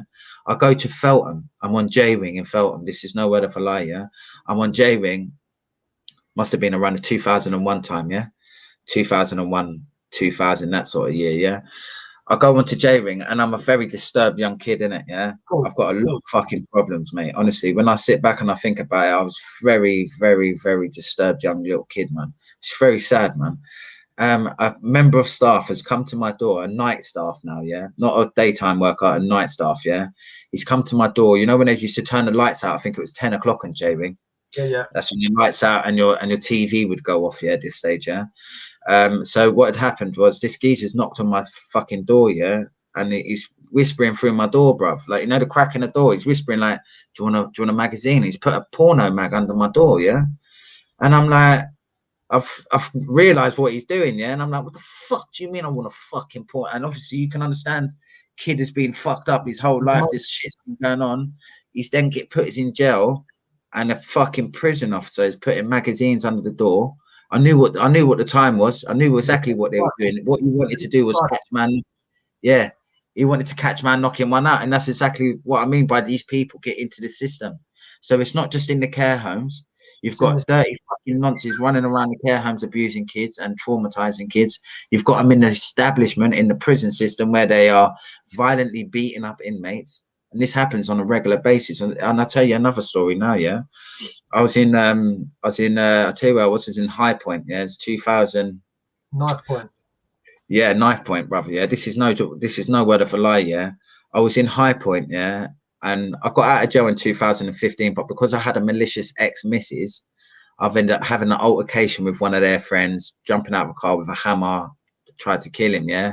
End up getting locked up, end up ramming a police car. It's all in my other podcast. I'll explain it all on there, yeah. But what has happened is I've ended up getting involved in all this fucking bullshit with my ex, and I've ended up going back to prison, yeah. And I got locked up in 2016, and I got out in 2018. But what happened was I was in High Point, yeah, and I'm on a visit. Now, bear in mind, yeah, I've just met this woman, yeah, that I've craved for 30 years, mate. Yeah, and this is where I was in my life at this time, yeah. I've met this woman, and all I've wanted is to be a family, yeah. So I've met this lady, and she's been amazing, yeah. So I've ended up going to prison through other people, yeah. So I'm in jail, yeah, Joe, and my head is fucked. Shot to bits. My head is literally, yeah. I'm scared my missus is going to leave me, and I'm going to be on my own again. I'm lonely. I'm very depressed at this stage in my life, and I'm smoking drugs, yeah. And I can't stop smoking drugs because I don't want to think, don't want to feel. And I'm just worried I'm going to lose everybody, yeah. Blocks the And pain then out. yeah, to block the pain out, self-medicating, I call it, yeah. So then I'm on this visit now, and I'm on basic at the time, yeah, because I'm fucking getting into mischief, getting into trouble and fighting and that shit. So I'm on basic. My missus is driven all the way from London up to fucking High Point, which is fucking far. You know yourself, it's miles away. Market. Yeah, so they've tried to give me a fucking half an hour visit, yeah. And I'm like, and I remember this year, there was a ginger screw in there, the dog handler, yeah, a big gingerbread, yeah. So I'm on the visit now, and this fat, horrible fucking chick, yeah, this real horrible screw, yeah, big, horrible chick, yeah, right, horrible. Yeah, real nasty bird, yeah. She's like, Robert, your visit's done. And I said, fuck off, mate. You fuck off. I ain't moving. I said, listen, mate, yeah. I said, you got a lot of visitors in this room, and you don't want a fucking scene in front of all of them. Basically, is what I said. Now, fuck off, leave me to it, yeah. Anyway, 10 minutes have gone past. They've come back. This time, my missus is saying, please, babe, please. Anyway, this woman's tried to put her hand, she's gone to put her hand on my missus, yeah. I said to her, listen, mate, don't you fucking, because you are in trouble, innit, yeah. Didn't use them words. I was a bit more graphic, yeah, but she's got the picture. Next thing, the bell's gone. Bare screws have come to the visit. My missus said to me, Ants, just fucking fuck it off. Go back into your wing and get on with it. I'll see you next week. Yeah, I was like, all right, cool. So I gets up. Yeah, I go as soon as I walk into. You know, you've been into High Point on the visits, isn't it? Yeah. Come in, you go through that little bit, in it, yeah, and then you come through there. Yeah, as soon as I got through there, I've seen this ginger geezer. Yeah, with his fucking, I've seen his arm. So I knew what he's trying to do. He's trying to choke me out. Yeah, so I've ducked him, and I've turned. I've moved to the side, and he fell on his arse. Yeah. Next thing, I've been jumped on by all the govs, yeah. Now this geezer, because he's so embarrassed that he's just dropped on his ass, and I've turned around saying, "What are you doing down there, you mug?" Is the words I said, yeah. And he's obviously, I'm now on the floor. He's jumped on me and he started boxing me in my face, yeah. I had fucking two big shiners, yeah. So anyway, I get battered, yeah. I get dragged from the visits, carried from there to A Wing, which is about, I say it's a good, it must be a mile walk, innit? It's far. You know what I'm saying? So these 6 to 8 girls are carrying me, CNR dropping me, CNR, yeah. But they're pissed, innit? They've got me all the way from the visits, which is a fucking mission. They're all sweating, they're covered in sweat. I'm fighting with them all. We get outside my cell, the block's full, so they can't put me in the block here. So they bring me to my cell, yeah. Next thing, I'm fighting with them on the landing, and I've managed to. They started taking all my stuff out of my cell, yeah. And obviously I had my phone, my mobile phone was up my ass at the time, yeah. But my charger was in there, was in my cell, yeah. And they started removing all my shit from my cell. So I started flipping out, yeah. Bear in mind, I'm cuffed up, yeah. And I've got all these screws trying to fucking hurt me and hold me down. So I'm stepping over their legs, and I've managed to wrap my leg around one of their legs and drop, yeah. And one of the screws broke his wrist, yeah. Whilst he fell over, yeah. So what he's done is he fucking, when they've got your handcuffs behind your back, and then they put the handcuff and then they lean on it, and it made a pain I felt. Want to break the wrist? He fucking done it, mate. He didn't break it completely, but when I say I couldn't feel my fingers, it really badly hurt me, man. I wasn't allowed to see a doctor for a week. They did not let me see a doctor for a whole fucking week, mate. Honest to God. Imagine that. I wasn't allowed to see a doctor or nothing, mate, until my bruises were gone, and then I could go and see the doctor. Yeah. But did you speak to your girlfriend like after this happened? And what did your girlfriend think about it? Yeah, my missus, obviously, my missus knows because I've got another path of this shit has been going on for years. Like when I start flipping out, it's just she's used to me getting bruises. Do you know what I mean? She's like, it's just one of them things. But obviously, she doesn't like that behavior. You know what I mean? But if it weren't for my missus, I would have done another fucking year and a half in jail. Like all the stuff they did, like the probation, like they just made me sound as worse as they could. And I was manageable in the community. And I've done 15 months in jail at that stage, and they let me out, thank God. And I've been free of crime ever since, thank God, mate. But it just goes to show that the prison system's full of violence, and it's not just the inmates that are violent; it's also the governors as well. But And they are. I remember doing a youth custody when I was 17 or 18, and I was in the Mount before it turned to an adult jail. It was a young offender. I was on is it Fowler or Bristol or something like that on one of the wings? Yeah, you've got Bristol, Fowler, you've got Ellis, you've got what's the other ones? Dixon, Davis. There's a few wings there, aren't they? So I was only as skinny as a kid. I'm still skinny now, but I was only as skinny as a kid, and I was only small. But I was a bit of a leery one, and I was game. And I don't know, a bit of an altercation with the officer out on the landing. He was only a little guy. He was only like 5'2" or 5'3", a little Scottish guy, and he was getting a bit leery to me. And I said to him, "Go on." I said, "I'll punch your head in, piss off," like type of thing. And he said to me, he said, "All right," he said, "if that's how you want to play it, he said, get in the cell." And we'll have a straightener. Yeah, he took his shoulders off. He come in that cell and he had a straightener with me, and he actually got the better of me. Yeah, sit there. But you know what? Credit to that guy. Like that's a good screw, that one there, man. Exactly. They're not like that now. You don't get them like that, and they're not like that at all nowadays. They're all pussies, most of them, bruv. To be fair, don't get me wrong. You got a couple of the old screw ones. The old school screws were decent, man. Because you know what, like I remember having straighteners, and the govs knew that man was having a straightener, and they just crack on, just don't use weapons. You know what I mean? Don't be cutting people. And when the nonces used to come in on the wing, they used to tell us straight away, mate. Like I remember we used to give it to him on the fucking, which obviously I don't condone now, obviously, because I wouldn't be in that situation. And I know violence is violence, but back in the day, that was the best way of. That's how I dealt with them in jail, mate. And when the govs used to tell us, we used to fucking give it to them, and it felt good. I loved it. Exactly. Yeah, it does. You said the only reason I loved it, Joe, and I'll be honest with you, is because it was giving me power back that got taken off me from when I was a very young boy. You know what I mean? And I understand that later on now, but at the time, it's another way of releasing that tension and that anger. And on someone that hurts a little kid, releasing anger was a good thing at that stage in my life. You know? Yeah, because you was hurt yourself as a little kid, so. Yeah, big time. And hurting someone that hurts kids it's not a crime, really, is it? You know what I mean? If someone hurts a kid and they get hurt, it is what it is, mate. There's no cure for it. There's no cure for it.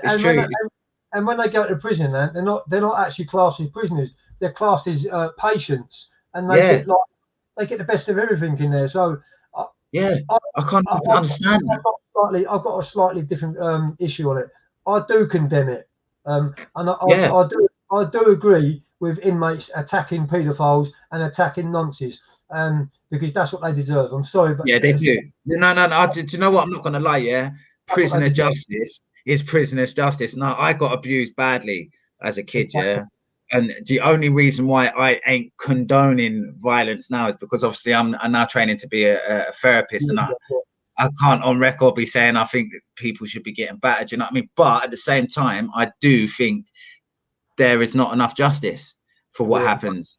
So these people, and like, look, you've got to bear in mind, you've got a lot of guys in jail and girls in jail, that have suffered from this type of stuff, man.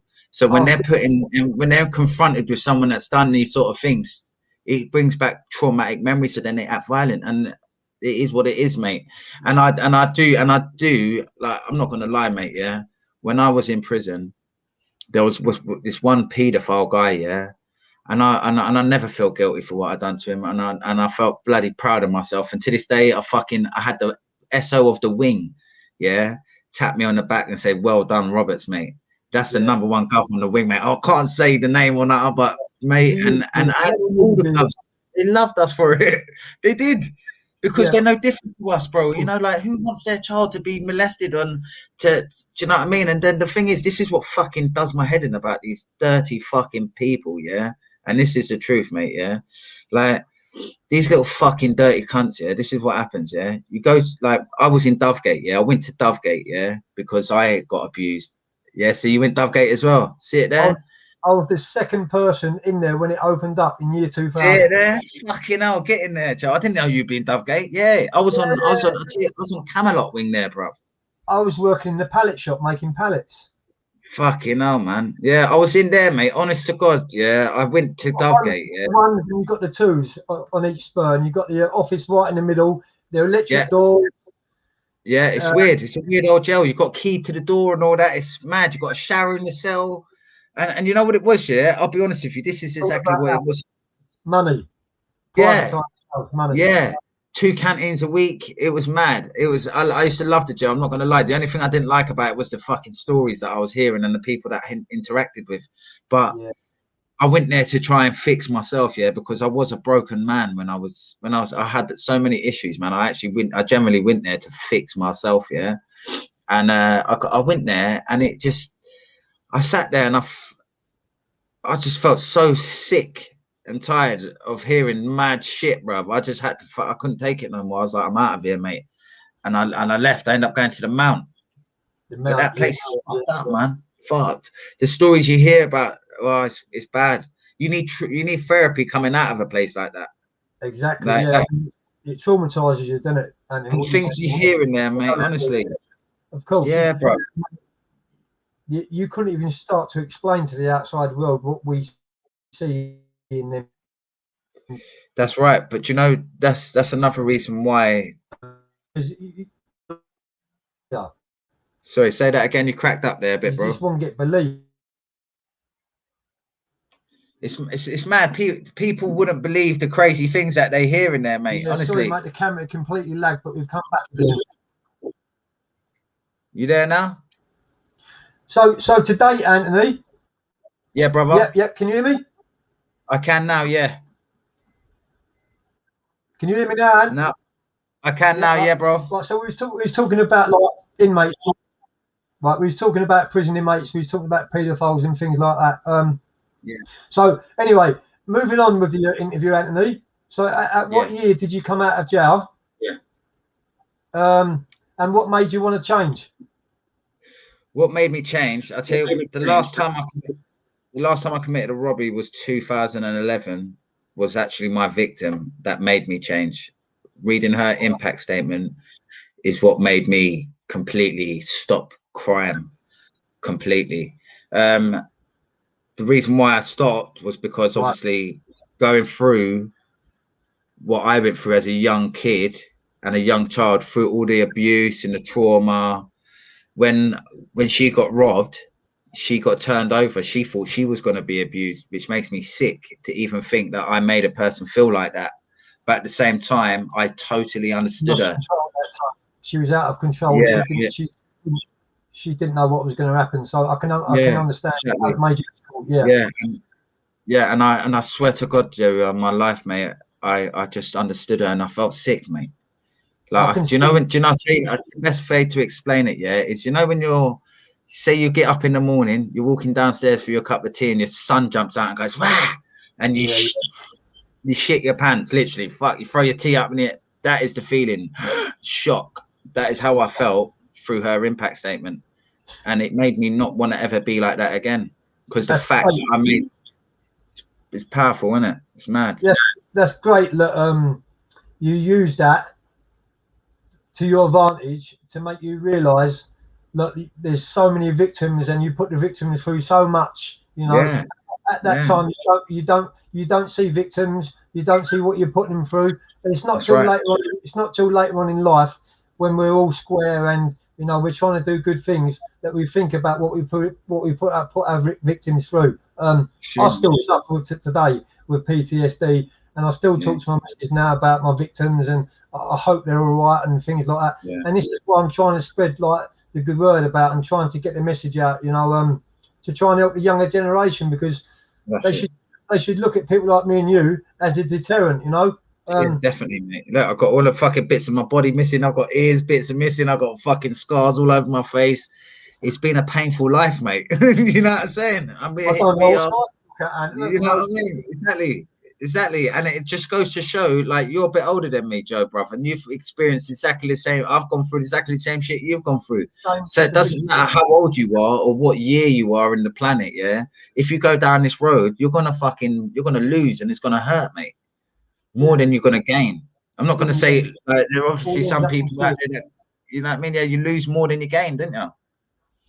Well, I'm glad you've actually got to the point in your life where you've actually turned your back on it now, Anthony. You've got your missus, you've got your kids, you've got a lovely family support network around you, and now you're trying to help others what went through the same things as what we went through. Do you know what I mean? Yeah.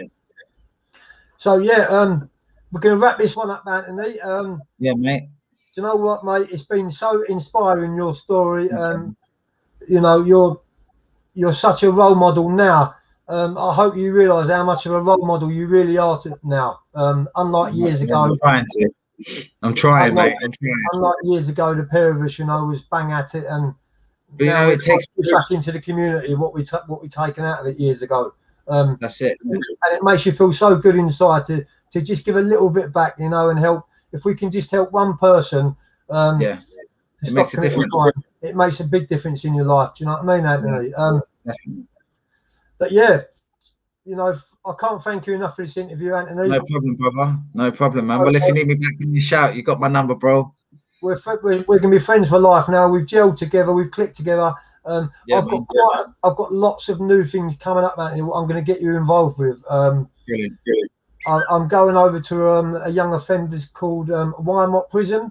Yeah, I'm going into there within the next 6 weeks as a motivational speaker with a good friend of mine, and I'll be talking to you about like things like this, going to different charities and doing different talks, and you know, going into schools, youth clubs. You've been on Lad Bible too, haven't you? I have, yeah. I was on Lad Bible 2 weeks ago, I believe. I've done a few podcasts as well, been on Sure That with like yourself, so I'm just basically trying to just keep going now, keep getting our message out there, and just, you know what I mean, just keep at it, and hopefully things will be good. Yeah, I've got my book coming out hopefully summertime. It's not quite there yet, but we're getting there. But other than that, we're just trying to keep it going, man. Keep it going. Try and get our word out there. Help as many people as we can. I was going to say before we just shut off as well is if you can get your viewers to have a look at Ignite Trust in Harrow. They are brilliant. You've got there's a youth centre out there. You got Michael, one of the managers in there, absolutely brilliant geezer, doing great things for the guys and all the gangs, and they're doing marvelous work, man. Check them out, look them up, and if you're in the Harrow area or in that sort of borough around that area, their doors are open. Pop in. They've got boxing facilities, they've got gymnasium, they've got education, they've got people that you can talk to if you need a chat, if you've got things that are going wrong for you in your life and you're feeling down.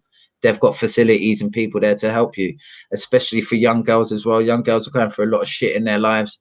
They've got a team there that are especially trained for girls, which is great, you know. And just trying to do positive stuff, mate, and trying to help that younger lot. Anyone really that needs help. If we're here if we can help people, we can help people. If we can't, then we'll still try. You know what I mean? We need more people like us about in the community. That's what it is. Yeah, definitely. 100%. Well, that's it. Yeah, that's the only thing that brings about change, isn't it? Is the more people that hear our voices, the more people have to listen. Of course. I mean, and if people like me and you can change, then anyone can change. Yes, definitely. Then anyone can. Yeah. You know, definitely. I was a prolific armed robber. I actually become become addicted to doing armed robberies, not drugs, but addiction to doing armed robberies. So if I can change, you can change. We can all change. It's the adrenaline rush, isn't it? That's what I used to seek back in the day, bro. It was literally the whole thing, doing it, getting away with it, and spending the money. Crazy. Nowadays, Anthony, I'd rather see a lovely smile on my wife, on my missus's Oh, face. definitely. What I would rather do than go, mate. There's the pressure that comes with crime is unbelievable, and this is the thing that the young criminals of today don't actually underestimate. They actually don't understand how bad it can get. Like, you can do a crime and then you sit there and panic and worry about that crime. Because believe me, if they get evidence to come for you, they will come for you. Do you know what I mean? And then you've got to worry about friends that are jealous. You got to worry about people that are spying on you. They think you've just had a good turnout, so they want a bit of that as well. It's not fucking. It's not an easy. They're not your friends. You think they're friends, but they're not your friends. Well, that's it, you know. But what I try to do as well is mostly let all these little youngster gangsters, yeah, just to know that this world ain't as clear cut as everyone thinks it. You know what I mean? The police ain't gonna do and abide by the rules. They will lock you up in any way they can. You're gonna have people out there, people that you know that are hating on you, and that are like, if you're an active criminal and they know you're active things, they're gonna get jealous and envious, and that shit's gonna cause trouble. It's just best not go down that road, man. And also, like, when you do go to jail, like at the end of it all, because it does all end up in prison. It ends up in tears. But it doesn't matter if you're the hardest man on the planet and you're bare knuckle fighter, you've got all ammunition. It doesn't matter what you've got outside. There's always someone bigger and better in jail what will take you out on purpose. And that's the reason why nowadays, you know, people like me and you, if we go to jail now, we get targeted by the younger generation. Yeah, they probably would as well. They probably would. One step up a ladder further. Exactly. But listen, it's been absolutely great talking to you, mate. It's an amazing interview. We're friends for life. I've got lots and lots of love for you, mate. I've got lots of support for you. If you ever need anything from me, you know, just ring me up and I'll be there with you all the way, mate. And top man. Thank you very much, bro. You too, man. Thanks everyone for watching this video. Please don't forget to share and subscribe. We're doing great things. We're trying to help everyone out, and you know. Yeah, man. Definitely.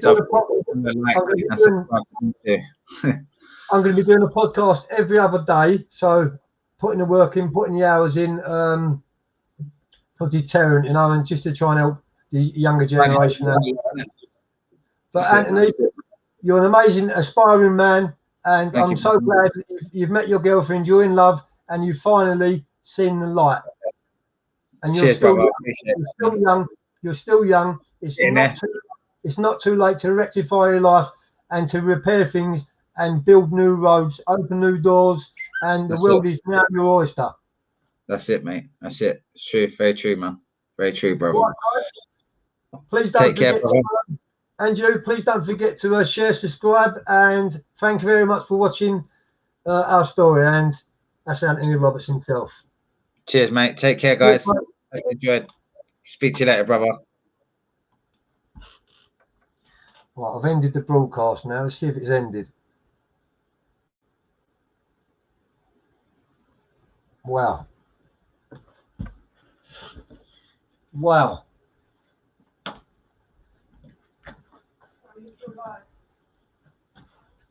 That was a brilliant broadcast, wasn't it?